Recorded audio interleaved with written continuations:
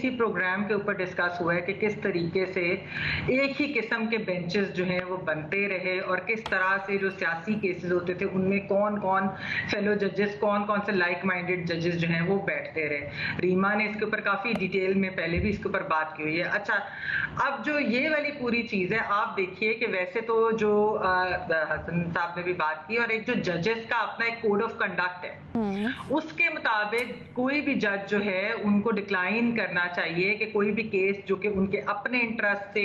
या उन लोगों से रिलेटेड हो जो उनके या रिश्तेदार हों या कोई दोस्त हो, करीबी दोस्त हो, तो ये तो वैसे ही एक चीज जो है उनके अपने कोड ऑफ कंडक्ट की वायलेशन भी है। और मैं यहाँ पर ये कहती चलूं कि मैं जब लीगल फ्रेटर्निटी में लोगों से बात भी की तो एक बात ये भी सामने है कि ये भी हो सकता है कि कल को इसके ऊपर रेफरेंस भी दायर की जा सकती है कि इन्होंने मिसकंडक्ट किया है अपने कोड ऑफ कंडक्ट का, तो ये भी एक चीज हो सकती है। अच्छा, फिर अलीना बात ये है, हमने देखा है कि 1973 से जब से हमारा ये आइन बना है तब से लेकर अगर आप अब तक देख लें तो ये जो इंडिपेंडेंस ऑफ जुडिशरी तब इस्तेमाल किया जाता है, यानी कि बेसिकली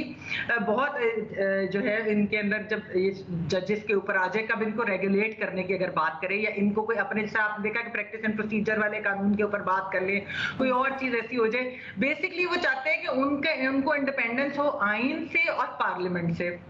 ये जो चीजें। अच्छा, फिर इसके अंदर थोड़ी सी हमें आप देख लें कि एक तरह से वो भी नजर आती है कि कॉन्ट्रडिक्शन भी नजर आती है, यानी कि जस्टिस काजी फाइज ईसा साहब के ऊपर जिस तरीके से जो एक हुकूमत और एस्टैब्लिशमेंट ने मिलकर जिस तरीके से सारा कुछ किया था और उसके अंदर तो बहुत सारे प्रोसीजर्स भी नहीं फॉलो किए गए थे, तो उस वक्त तो कहा गया था कि जी एक जज के ऊपर सवाल उठाना तो पूरी जुडिशरी के ऊपर सवाल उठाना है। इधर क्या हुआ कि जब आप जजेस की बात करते थे कि इनको रिक्यूज करने दें, इनके ऊपर ये कॉन्ट्रोवर्सी है, किसी के ऊपर करप्शन के इल्जाम है, किसी के ऊपर और इल्जाम है, तो तब आप उनको खुद क्लीन चिट देकर आप खुद भी बैठ जाते हैं, उनको भी बिठा लेते हैं। तो ये चीजें जो है जब यहाँ पर ये अपने पेटी भाइयों का तो आपने इंतसाब कोई किया नहीं, आपने एक चीज जो यानी कि काजी फाइज ईसा के टाइम अब सबको पता चल गया, अब तो खैर वो खान साहब भी नहीं इस चीज को मानते थे कि उनका अपनी कोई डिसीजन थी कि वो ये रेफरेंस इस तरीके से दायर करते, तो वो किसकी ईमा पे हुई, वो किसके कहने पे हुई। तो उस वक्त जब आपके ऊपर एक दबाव था एस्टैब्लिशमेंट का और खुद भी कुछ जो है वो इस किस्म की भी कहानियां सामने आई कि खुद भी कुछ जजेस उसके अंदर इन्वॉल्व थे, वो आगे आगे पेश थे, तो आप मुझे बताएं तब अदलिया के ऊपर, आजादी के ऊपर कोई हमला नहीं हो रहा था। अच्छा, साथ वाले मुल्क में अगर आप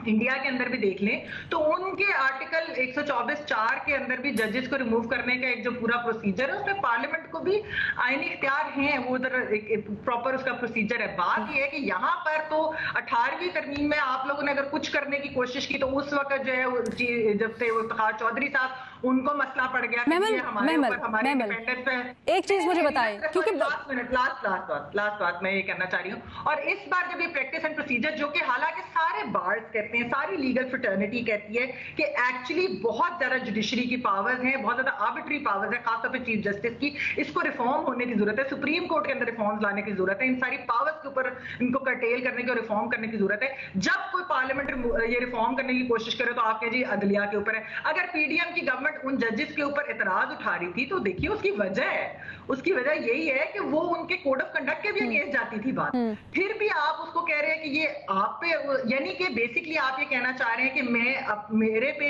या जो मेरे फेलो जजेस, जो मेरे लाइक माइंडेड जजेस जिनको कहा जाता है, उनके ऊपर अगर कोई बात होगी तो वो हमले अदलिया के ऊपर, और जो मुझे अगर नहीं पसंद या जिनसे मेरी नहीं बनती या जो यानी कि मेरी उस उनके ऊपर करोगे तो चीजों में। अच्छा, इंटरेस्टिंग।